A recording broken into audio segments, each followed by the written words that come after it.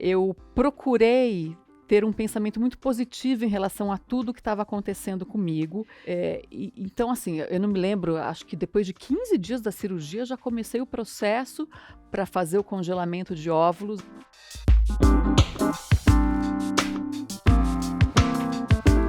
Oi, pessoal, tudo bem? Eu sou a Fernanda e hoje a gente está aqui para falar de um tema super importante que é a oncofertilidade.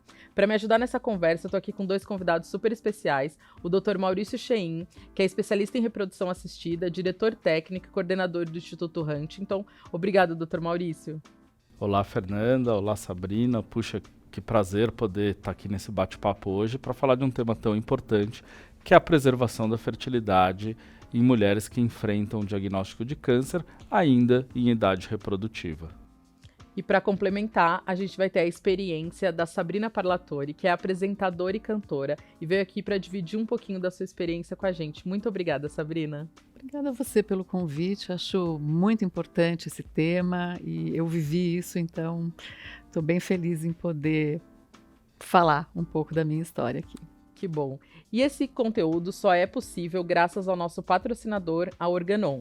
A Organon, se vocês quiserem saber mais, tem uma página no Instagram que é o Aqui pela Saúde dela. Então, mais informações vocês podem encontrar nesse perfil da Organon, do nosso patrocinador, no perfil do Dr. Maurício, no perfil da Sabrina e também, lógico, no perfil do Minha Vida.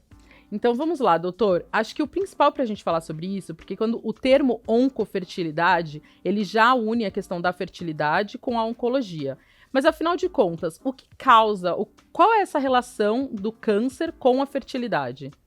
Exatamente. A oncofertilidade é uma área da medicina que surgiu há poucos anos com a ideia de juntar o conhecimento da oncologia com o conhecimento da medicina reprodutiva. E dessa maneira, ajudar as pacientes jovens, ainda em idade reprodutiva, que passavam por um câncer e por um tratamento oncológico, a pensar também na sua fertilidade. E o porquê disso? Porque, na verdade, os tratamentos oncológicos, quimioterapia, radioterapia, eles podem deixar uma sequela. E essa sequela, muitas vezes, é afetar a função dos ovários nas mulheres e do testículo nos homens, diminuindo a produção de hormônios, mas principalmente diminuindo a possibilidade dessa mulher ter ovulações que vão deixar com que ela engravide no futuro. Então é muito comum que pacientes que passam por um tratamento oncológico tenham depois no futuro infertilidade, ou seja, a dificuldade para engravidar. Claro, isso não é uma regra, isso não vai acontecer com todas as mulheres, mas existe um risco bastante alto e considerável de que isso aconteça. E a ideia é fazer de tudo para prevenir essa possível sequela do tratamento. Ótimo. Sabrina, no seu caso, como que aconteceu esse diagnóstico e todo esse processo? Bom, eu tive câncer de mama com 40 anos e é um susto, né? Ninguém imagina que vá passar por isso, que vai receber um diagnóstico de câncer. E eu estava justamente querendo engravidar. Eu ainda não tinha sido mãe e tinha esse sonho. Então, quando eu estava nesse processo de, puxa, já estava tentando há um tempo e não conseguia engravidar, estava pensando já né, procurar algum meio, né, algum tratamento, né, que possibilitasse uma gravidez, veio o câncer. Assim, ao mesmo tempo, né? E aí foi uma loucura, assim, porque logo na consulta com o médico, né, com o mastologista que me deu o diagnóstico, ele já conversou comigo sobre isso. Eu achei curioso, assim, ele, bom, olha, é um câncer de mama, então você vai ter que passar, a gente ainda vai avaliar, tem uma série de exames para fazer, mas provavelmente você vai ter que fazer uma quimioterapia, uma radioterapia, e isso tem algumas implicações, né? Entre elas, pode acontecer da mulher ficar infértil, especialmente pela tua idade, né? Por estar ali com 40 anos. E eu lembro que eu fiquei assim, foi um choque, né? Foi tudo junto. Então, puxa vida, mas lógico que naquele momento a prioridade era cuidar da saúde e cuidar, né, tratar aquele câncer e tudo que estava acontecendo comigo, mas eu me lembro que eu fiquei muito triste também com isso, né, com essa notícia. Olha, Mas aí ele já veio me orientando justamente numa preservação da fertilidade, né?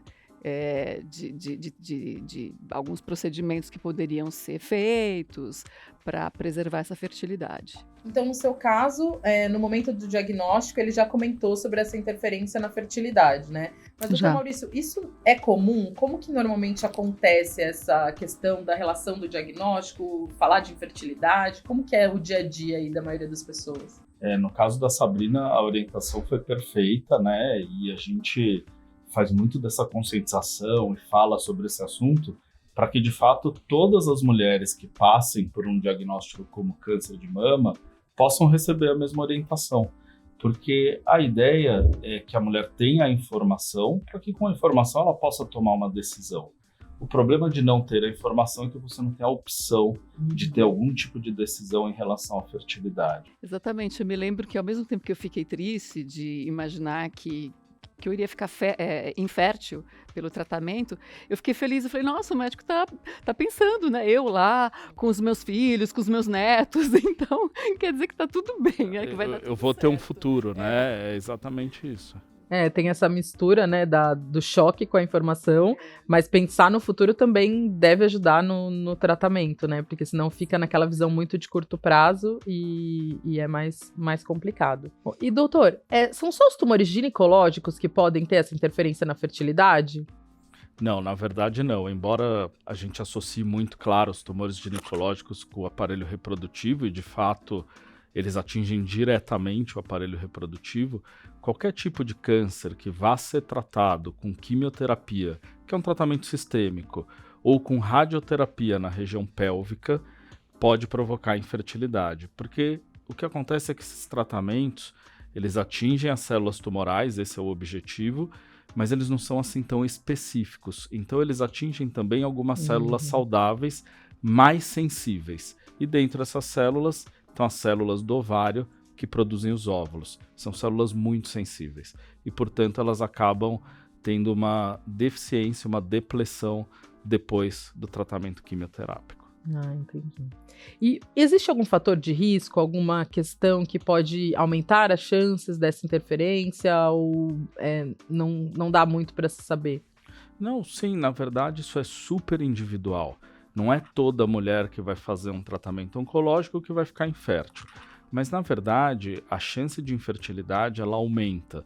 Quanto maiores as doses de quimioterapia, quanto mais ciclos de quimioterapia for necessário para o tratamento. Depende também qual é o tipo de quimioterapia a ser utilizada. Cada droga tem um tipo de gonadotoxicidade específico. O que é isso? Gonadotoxicidade quer dizer, é tóxico para a gônada, para o ovário. Então, as drogas não são iguais, depende de que tipo de droga vai ser utilizada. Também tem fatores muito individuais. A idade da mulher no momento que ela vai passar por esse tratamento. Se ela já tem um pouco mais de idade, já é comum que a fertilidade esteja diminuída. E, portanto, a partir da quimioterapia, vai diminuir ainda mais. Se ela é mais jovem, vai atingir um pouco menos. Existe também uma questão super importante que é chamada de reserva ovariana. O que é a reserva ovariana? É o estoque de óvulos. A mulher, ela nasce com estoque de óvulos e ela não produz novos óvulos ao longo da vida. Ela vai gastando esses óvulos ao longo da vida. Então, tem mulheres que já têm um estoque de óvulos mais baixo, uma reserva ovariana mais baixa. E aí, nesses casos, quando ela passa por um tratamento que atinge os ovários, também ela tem um fator de risco ainda maior para depois ficar com dificuldade para engravidar. Tá. Então acaba que esse assunto ele se torna mais até comum, porque cada vez mais os diagnósticos são feitos mais cedo e as mulheres também têm deixado para essa decisão sobre a maternidade mais tarde. Então essa combinação, mais o que você falou sobre as chances de sobrevida dos pacientes que são diagnosticados, então isso que traz esse assunto muito em pauta, certo? É por isso que esse assunto tem vindo mais à tona, né? Quer dizer, a gente sabe que as mulheres vão sobreviver ao tratamento na sua enorme maioria, quer dizer, e a maioria está tendo filhos mais tarde, essa é a vida atual.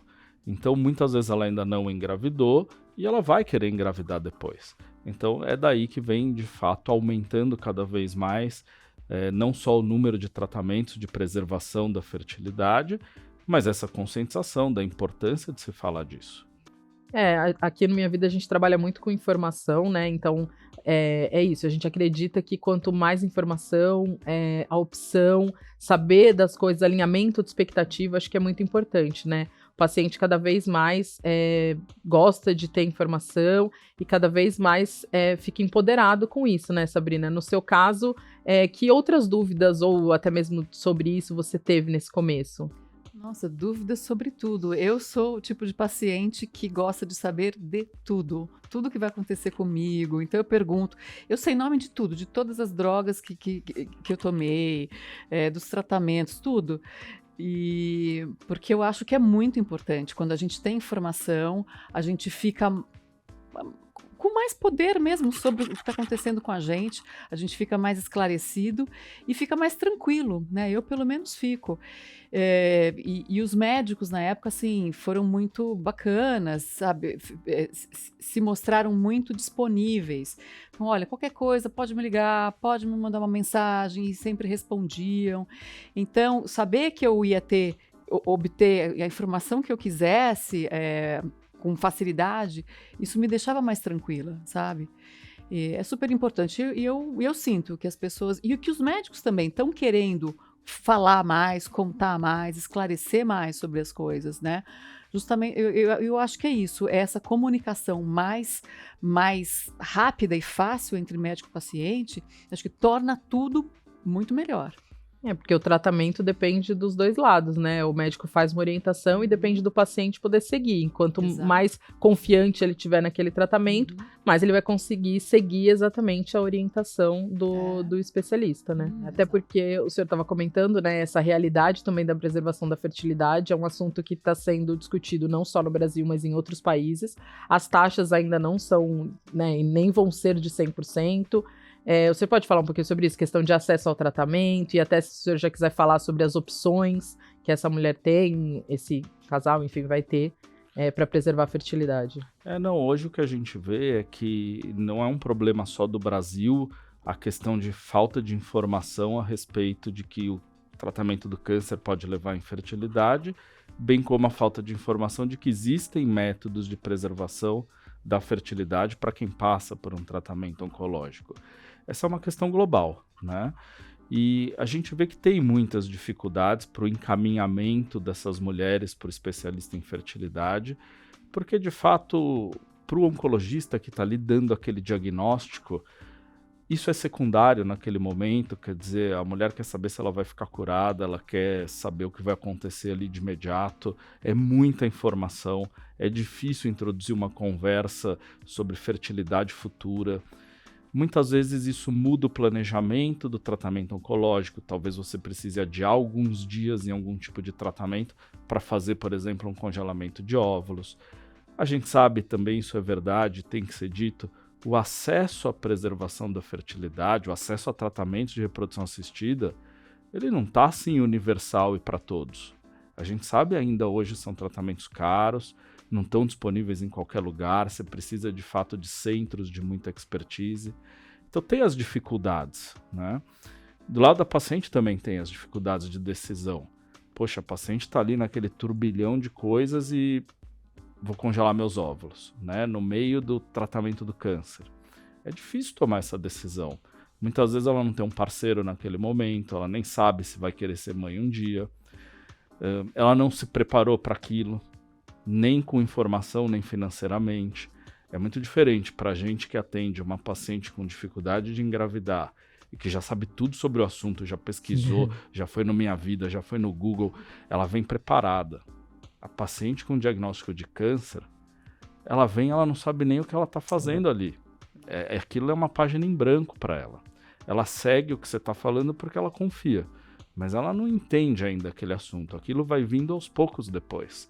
Então tem muitas dificuldades nesse tratamento, mas que, no meu ver, assim, quando a orientação é boa, quando a informação chega, de fato o tratamento segue numa boa e a maioria das mulheres se sente muito segura em ter feito. Agora, tem alguns métodos de preservação da fertilidade. O mais comum é o congelamento de óvulos. Esse é o método do dia a dia. a gente precisa em média de uns 12 a 14 dias para conseguir dar hormônios, induzir a ovulação, ou seja, fazer crescer vários óvulos ao mesmo tempo, para aí sim aspirar, coletar esses óvulos e congelar no laboratório. Esse é o tratamento mais comum. Existe também o congelamento de embriões, quando a mulher tem um relacionamento estável, e aí a diferença é que você fertiliza esses óvulos no laboratório e congela o embrião. Existe ainda, para meninas pré-púberes que ainda não entraram na puberdade, congelamento de tecido do ovário, aí é um outro método. E ainda hoje o que se faz muito, e aí o próprio oncologista faz isso muitas vezes, antes de iniciar a quimioterapia, se aplicam medicações que bloqueiam o eixo hormonal da mulher. O que é isso? É como se ela ficasse numa menopausa temporária para deixar o ovário bem em repouso. E o ovário bem em repouso ele seria um pouco menos atingido pelo quimioterápico, por exemplo. Não é um método 100% eficaz, nada disso, mas é mais uma opção aí de tentar proteger ao máximo os ovários. Tá. E também eu vi alguma coisa em relação à radioterapia, tem uma questão de umas mantas que também protegem o sistema reprodutor. Nos casos em que o tratamento é radioterápico, hoje em dia o que você faz é tentar ao máximo localizar a radioterapia somente no local que você quer, para não atingir as estruturas adjacentes. E para isso existem proteções específicas, e no caso nosso aqui de fertilidade, quando a radioterapia é pélvica, o que se faz muitas vezes é uma cirurgia antes da radioterapia para fazer uma oforopexia. O que é esse palavrão aí? É retirar os ovários da pelve e fixar eles mais altos na parede abdominal. Então a radioterapia não atingiria o ovário. Então sim, tem muitas alternativas. Esse tipo de informação acho que conforta, né, as pessoas que recebem o diagnóstico ou que podem imaginar que algum dia possam ter esse diagnóstico, seja porque tem algum caso na família. E Sabrina, eu vi que você falou também que no começo, óbvio, foi muito difícil, você acabava não falando muito sobre o seu caso, mas depois você agora até tem lá no seu Instagram ativista no combate, como eu comentei. Como que tem sido essa troca para você? Conta um pouquinho pra gente. Pois enquanto eu estava em tratamento, eu achava que eu não tinha um conhecimento total do que estava acontecendo comigo, né? Era um turbilhão de coisas, de informações.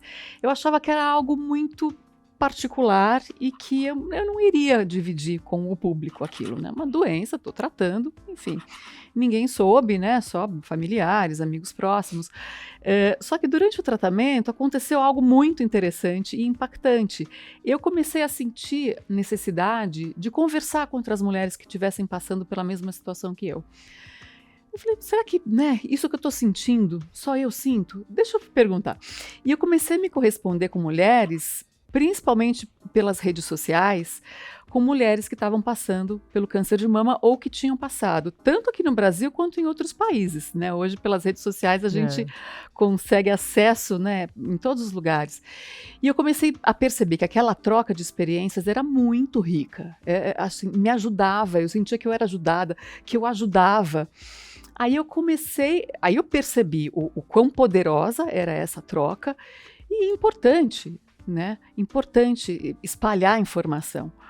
E aí eu comecei a amadurecer a ideia de tornar essa minha história pública, né?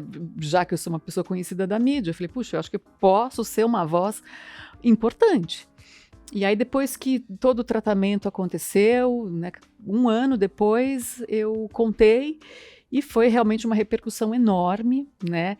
E muito positiva, assim. Foi uma onda de carinho muito grande e de muita gente querendo informação, precisando de informação. A gente não imagina, né, que tanta gente passe por isso ou conheça quem está passando por isso, ou seja parente de quem está passando por isso. É impressionante. E então foi muito legal e a coisa aconteceu naturalmente. Aí eu comecei a ser muito convidada a contar a minha história para inspirar, para poder ajudar outras pessoas. E é impressionante como a informação realmente ela ajuda, né? Eu digo que pode salvar uma vida, assim. Eu tive retornos assim muito até emocionantes, né? Por conta de eu me tornar, assim, essa voz, né, do câncer de mama, da prevenção e tudo mais. Assim, de mulheres chegando para mim assim, você salvou a minha vida, porque eu tinha um nódulo que o meu ginecologista não dava atenção a esse nódulo e dizia que não era nada. Aí eu procurei um outro profissional, investigamos a fundo e era um câncer de mama inicial. E até teve uma menina, ela falou, puxa, Sabrina, não precisei nem de quimioterapia, porque a gente só fez a cirurgia, já resolveu. Graças a você eu fui ver esse tumor, esse nódulo. Então, assim, realmente é muito gratificante saber, né, que hoje, então, né, de ter tornado essa dor minha numa coisa muito positiva, né, de ajuda às pessoas. Não foi fácil, né? É muita coisa, né, para assimilar, para entender, e as consequências disso, né, a infertilidade é uma delas. Então, é tudo muito difícil, assim. Mas superei, né? Estou aí, lidando com muitas sequelas, sim, do tratamento, né, até hoje. Mas deu tudo certo. Vou fazer daqui a pouco 10 anos de diagnóstico. Legal, e a gente agradece também, porque aqui no Minha Vida a gente faz muito conteúdo, eu até estava falando com o Dr. Maurício, todos os nossos conteúdos são feitos com os especialistas como base, mas todas as vezes que a gente traz um caso real, é muito diferente o quanto isso toca, né, as pessoas, porque às vezes fica uma coisa muito distante, então a gente precisa lembrar e trazer essa realidade mesmo, né? E até identificação. Exatamente, essa identificação. E até falando um pouquinho da realidade, doutora, acho importante a gente citar também que tudo isso, toda essa preocupação, a preservação, isso também não é uma garantia 100%, né, no final da maternidade, né, da fertilidade, porque é uma etapa do processo, né? Então acho que se o senhor quiser falar um pouquinho também. Isso é super importante, porque o que a gente faz é tentar dar àquela mulher a melhor chance que ela poderia ter de engravidar no futuro, mas ainda assim é uma chance.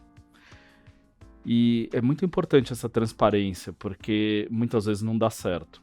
E quando não dá certo, também é uma frustração e uma decepção muito grande. Então, a transparência do processo, as chances reais, entender que não é uma garantia, tudo isso faz parte de uma orientação adequada, de um tratamento transparente, e é dessa forma que a gente tem que fazer, né? E isso serve não só para os casos de câncer, mas para todo caso da reprodução assistida. É assim, a fertilização in vitro é assim, o congelamento de óvulos daquela mulher que faz para o futuro, que quer engravidar mais tarde é assim. Não tem uma garantia de que vai dar certo, tem uma garantia de que a chance vai ser mais alta, né? E essa é a ideia. Sim, e aqui a gente está falando muito focado na oncofertilidade, mas acho que é muito importante também trazer a questão da fertilidade em si, e essa procura. O senhor falou de reserva ovariana, né? Então, a questão da reserva ovariana. Então, às vezes, as mulheres acabam deixando muito para o futuro, mas não conhecem o seu corpo nesse sentido. Então, é sempre importante também procurar esse tipo de informação, independente do diagnóstico do câncer ou não, para poder ir acompanhando essa capacidade, né? É muito importante que toda mulher, quando vai lá no seu ginecologista todo ano fazer os exames de rotina, aborde o assunto não só mais contraceptivos, né? Quer dizer, como não engravidar sem querer, mas faz parte do planejamento familiar abordar, poxa, eu vou conseguir engravidar a hora que eu quero? Vai ser tarde? Preciso tomar conta disso? Então, o câncer, ele traz pra gente uma situação, assim, muito aguda, imediata. É assim, tem que fazer agora. Mas a realidade da maioria das mulheres não é essa, né? A realidade é de que ela tem tempo para tomar essas decisões. Então, isso tem que ser feito, sem dúvida alguma. E queria lembrar também que a gente está falando das mulheres e pessoas com úteros que desejam, né, ter a maternidade, né? Porque hoje também, cada vez mais, existem muitas pessoas que não querem, né? E aí é isso mesmo. Então, para essas pessoas que desejam, é importante que elas tenham essa informação. E a reprodução assistida, ela traz muito isso que você acabou de falar, porque a família não é aquela família tradicional só. Ela é também a família tradicional, mas os modelos familiares são os mais diversos. Quer dizer, a gente está aqui falando aberto a todos, claro. E assim, o que a gente vê, e a Sabrina estava falando, né? A situação do câncer, ela traz uma coisa que ninguém quer se sentir sozinha.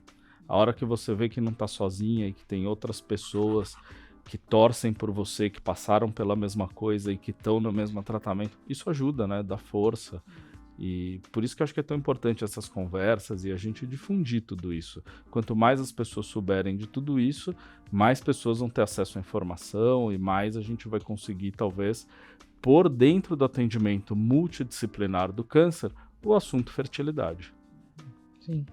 E essa questão da qualidade de vida, né? Então, quando você fala do tratamento multidisciplinar, eu começo a lembrar também vários outros fatores que estão relacionados ao diagnóstico do câncer e que podem melhorar todo esse processo, né? E aqui tem uma pergunta também que a gente tinha recebido, a gente falou um pouquinho sobre isso, mas eu vou trazer para a gente retomar e para ficar bem claro, né? Em que momento que o paciente pode buscar essas soluções para preservar a fertilidade? O momento ideal é logo após o diagnóstico, porque o ideal é fazer isso antes do tratamento do câncer em si. Depende do tipo de câncer, depende do tipo de tratamento, existe uma variabilidade muito grande, né? Mas o câncer de mama, por exemplo, que é um dos mais frequentes, né? Ele é um tipo de câncer em que você tem muito tempo para fazer isso. Porque na maioria dos casos, você vai fazer, por exemplo, uma cirurgia na mama e depois você tem lá 20, 30 dias antes de iniciar uma quimioterapia. E nesse intervalo, você pode fazer um processo de congelamento de óvulos. Então, é um câncer que te dá tempo para isso. Tem casos que vão começar direto com a quimioterapia, e aí vai da conversa com o oncologista se é possível você adiar em 12, 14 dias o início da quimio para congelar óvulos. Então, essa troca de informações entre oncologista e médico da reprodução assistida, ela é fundamental. É fundamental entender que o congelamento de óvulos ele só vai ser feito se não alterarem absolutamente nada o prognóstico do câncer e o tratamento em si. Isso é primordial, né? E hoje, assim, a gente começa um tratamento de congelamento de óvulos em qualquer fase do ciclo menstrual. É muito rápido, assim, tá todo mundo preparado para fazer isso, tem protocolos muito específicos.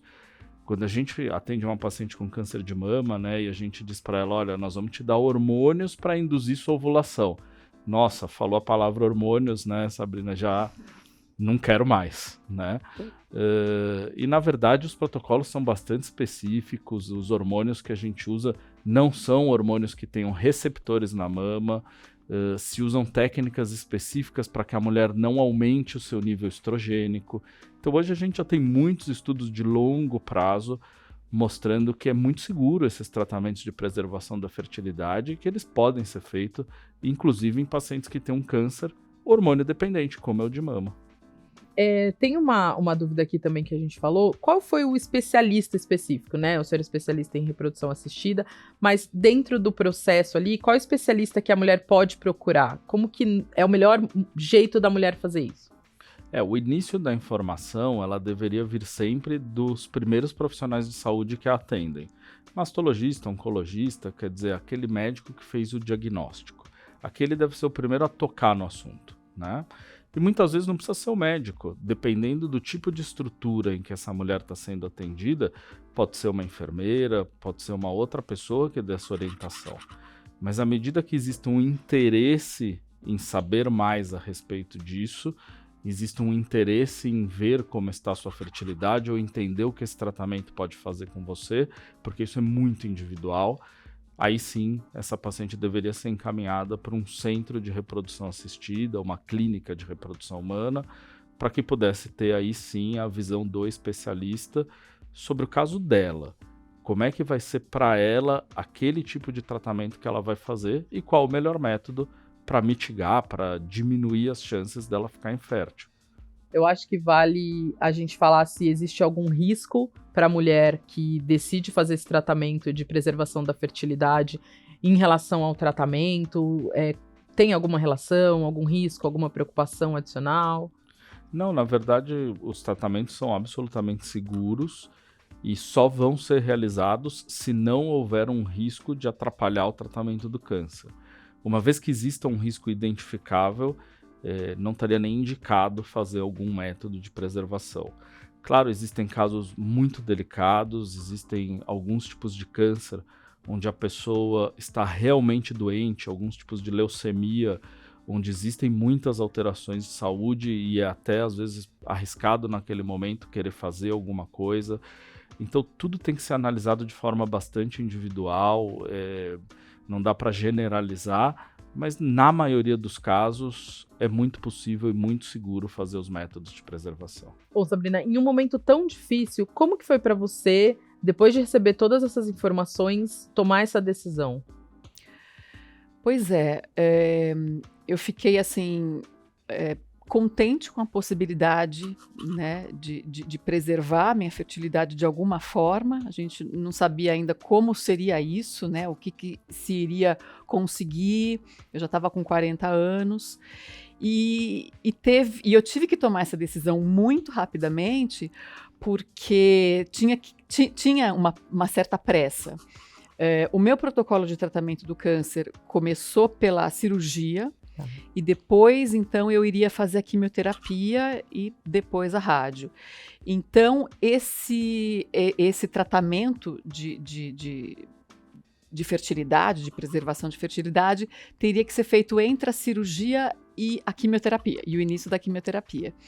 Então, a cirurgia foi feita muito rapidamente, assim, acho que em menos de um mês, acho que em 20 dias, né, do diagnóstico do câncer de mama, eu já fiz a cirurgia, foi um quadrante, foi uma cirurgia muito bem sucedida, eu fiquei muito feliz com a cirurgia, então já tinha uma coisa positiva rolando, sabe? Eu estava feliz com a cirurgia,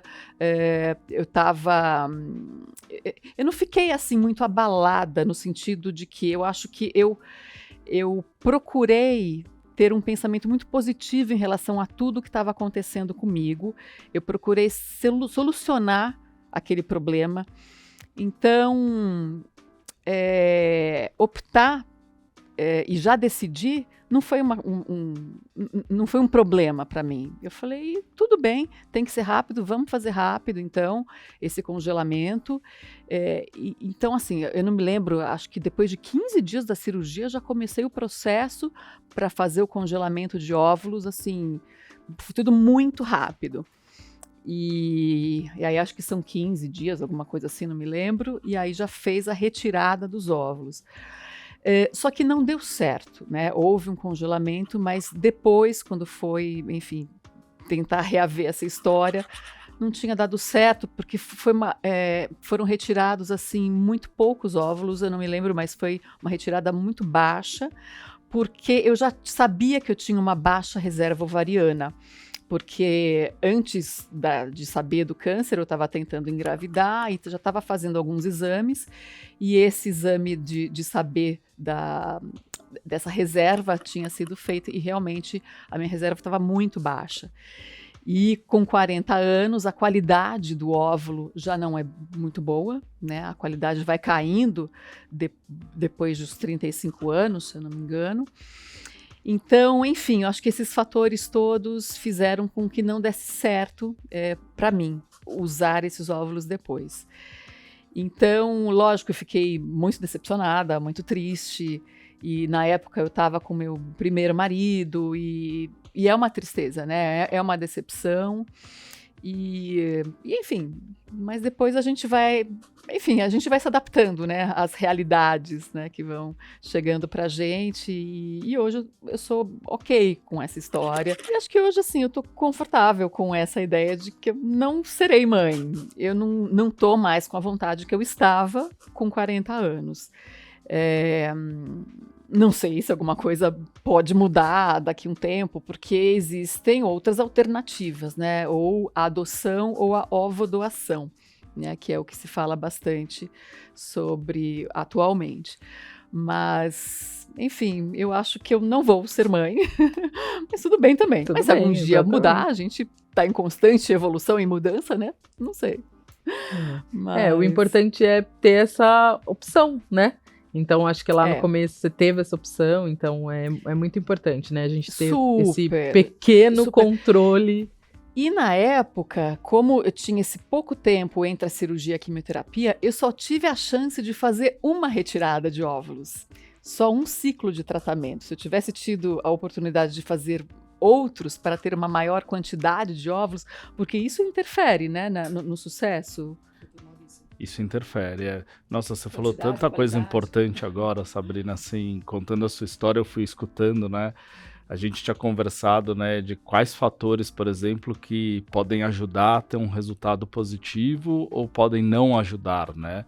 Então, sim, a gente falou, né, quanto mais a idade, quanto menor a reserva de óvulos, pode ser mais difícil. Nossa, você foi contando, parece até que a gente retomou a nossa conversa, né? E, de fato, assim, quanto mais óvulos a gente consegue, é proporcional. Maior a eficácia, maior a chance do tratamento dar certo depois. E a gente vai conseguir mais óvulos de quem tem mais estoque, mais reserva ovariana. É mais fácil conseguir esses óvulos, né? E, de fato, a maioria dos tratamentos é sempre feito, assim, num curto intervalo de tempo. A gente faz quantos tratamentos a gente consegue. Na maioria das vezes a gente consegue 1, algumas vezes a gente consegue 2 e rarissimamente 3. É muito, muito raro, dá tempo de fazer tudo isso, mas a gente tenta sempre, né?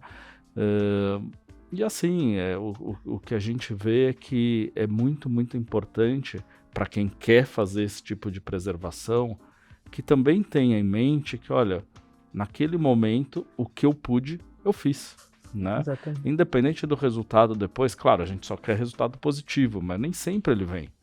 E se ele não vem, quer dizer, é muito importante a mulher olhar para trás e falar, bom, o que estava na minha mão, eu fiz, né?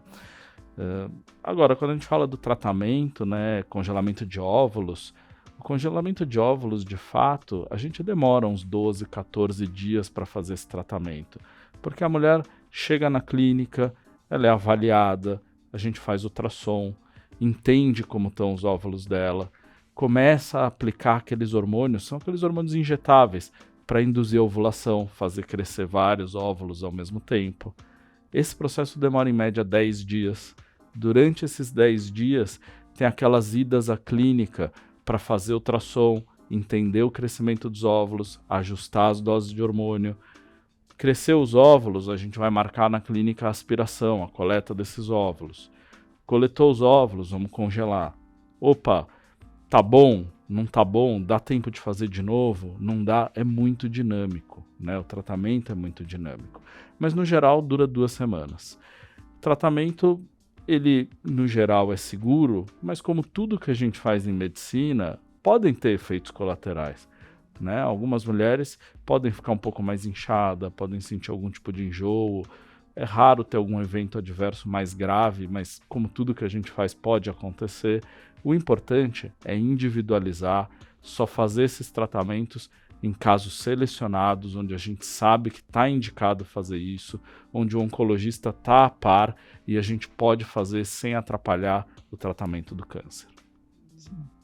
É um turbilhão de informações e os especialistas estão aí. Então, acho que até quando o doutor fala sobre os efeitos, algum evento adverso, é sempre importante em qualquer tratamento, não só na fertilidade ou no tratamento do câncer, qualquer coisa estranha que a pessoa sentir no corpo, que ela converse com o médico, que ela entenda se isso é normal, se não é, se é esperado, se não é esperado. Então, acho que isso é muito importante, né? A gente já falou no começo sobre a importância da troca entre o médico e a paciente, e acho que isso é importante, essa mensagem ficar para qualquer tipo de tratamento, né?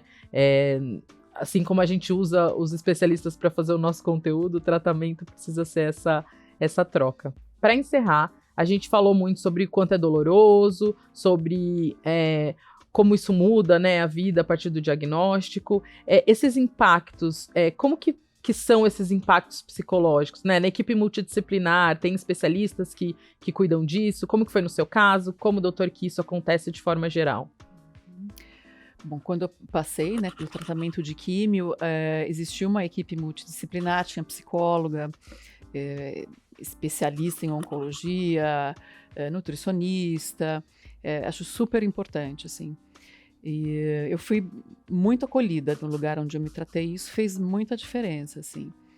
E agora, o fato de não ter dado certo para mim, né, o tratamento, a preservação da fertilidade, claro, é decepcionante, né, a gente fica abalado, mas se a pessoa puder ter um apoio psicológico, eu acho que é sempre muito importante, né, é sempre muito válido. Não, eu concordo. O suporte psicológico, ele é sempre muito bem-vindo, porque são situações muito difíceis, né? Enfrentar o câncer, a gente está aqui falando principalmente de pessoas jovens, é mais difícil ainda, quer dizer, tem muita vida pela frente, tem muitos questionamentos sobre por que aquilo está acontecendo com você. O suporte psicológico, ele ajuda demais a passar por isso.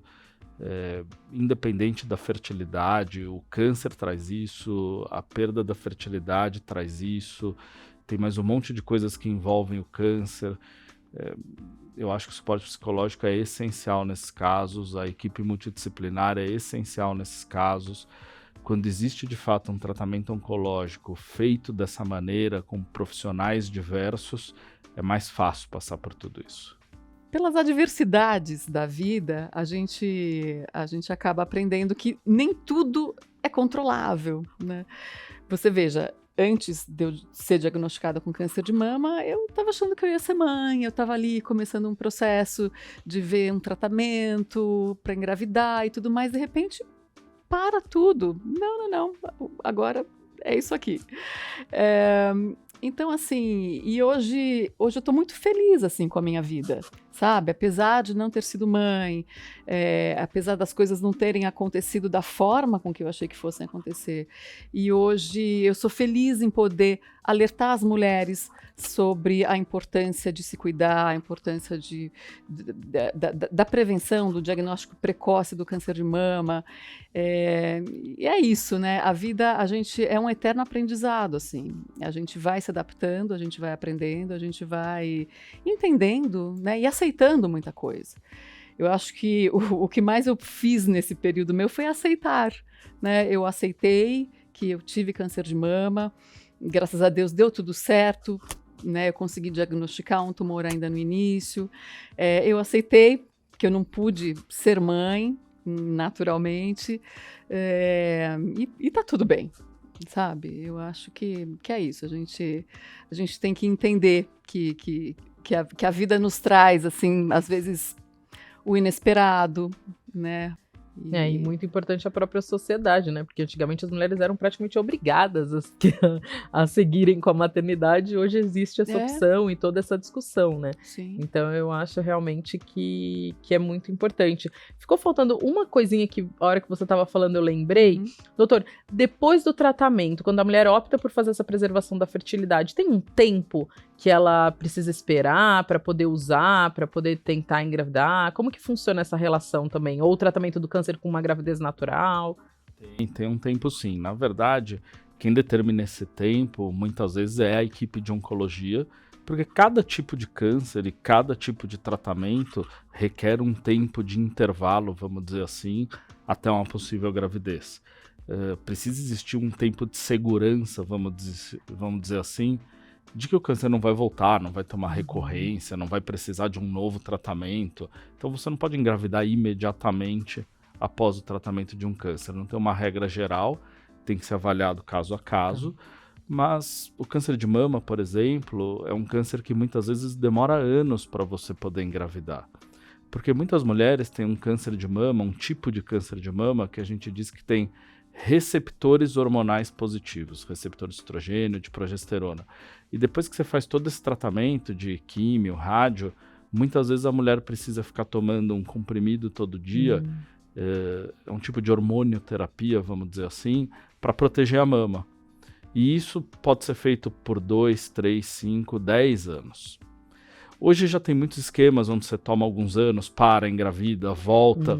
Isso tem mudado, a gente vê que cada vez mais saem estudos mostrando que a gravidez é muito segura, mesmo para quem teve câncer de mama, mas depende do tipo de câncer, é caso a caso. Gente, tem muito assunto. Se vocês quiserem saber mais, a gente tem os conteúdos do Minha Vida, a página do Dr. Maurício Chain, a gente vai colocar a página aqui também para vocês, a Sabrina que faz isso também constantemente nas suas redes sociais. Então é um tema que a gente vai ficar aqui por muito tempo falando, porque tem muita experiência, tem muita informação técnica, mas infelizmente a gente vai ter que encerrar. Eu vou pedir só, Sabrina, se você quiser deixar o seu último recado para esse vídeo, né? Então, pra gente encerrar com uma mensagem sua que bem positiva, que você está super feliz aqui. E muito obrigada pela sua presença. Obrigada a vocês. Minha mensagem é para que as mulheres se cuidem, né? Eu acho que o diagnóstico precoce do câncer de mama é fundamental. Então, para que elas façam ali os seus exames, né, frequentemente. E quem está passando pelo câncer de mama, né, que tenha tranquilidade. É um tratamento difícil, mas, né, tem dia e hora para acabar. E prestem atenção, né? Se querem ser mães, se ainda não foram mães, se atentem a essa questão da fertilidade, da preservação, porque é realmente muito importante. É um conforto a mais, né, que você tem, é uma chance a mais que você tem de ser mãe depois do seu tratamento. E é isso. Obrigada. Obrigada. E o senhor doutor quer deixar um recado também final aqui para nossa audiência? Assim, adorei nosso bate-papo, realmente é muito bom falar sobre esse assunto de maneira tão aberta, assim, sem preconceitos. Eu acho que informação correta é tudo, orientação correta é tudo. A mulher opta se ela quer ou não fazer algum método de preservação, é claro que nada disso é obrigatório, mas os métodos estão aí e, de fato, tem muita mulher engravidando depois dos diagnósticos oncológicos, isso é muito bacana de ver. Mas acho também importante dizer, tem mulheres nos ouvindo aqui que não tiveram essa chance, muitas vezes, de preservar a fertilidade e talvez agora estão no pós-tratamento, curadas, né, e enfrentando alguma dificuldade.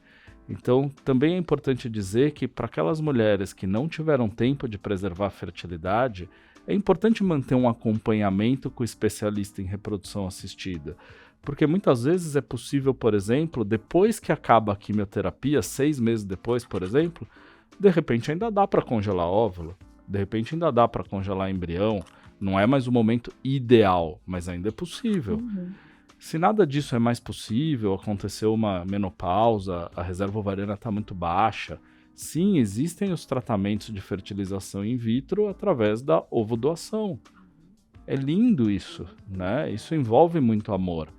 Nos casos em que a mulher não tem útero, não pode ela gestar, teve um câncer de colo do útero, um câncer no endométrio, poxa, existe a barriga solidária, a seção temporária do útero. Então, tem muitos métodos para a mulher poder construir sua família, né? E não vamos esquecer da adoção, que por fim também é uma maneira linda de construir aí a maternidade. Obrigada, e também queria agradecer ao nosso patrocinador, a Organon. Vocês estão percebendo que eu não quero encerrar de jeito nenhum esse bate-papo, mas a gente vai ter que terminar por aqui. Obrigada mais uma vez. Tchau, tchau.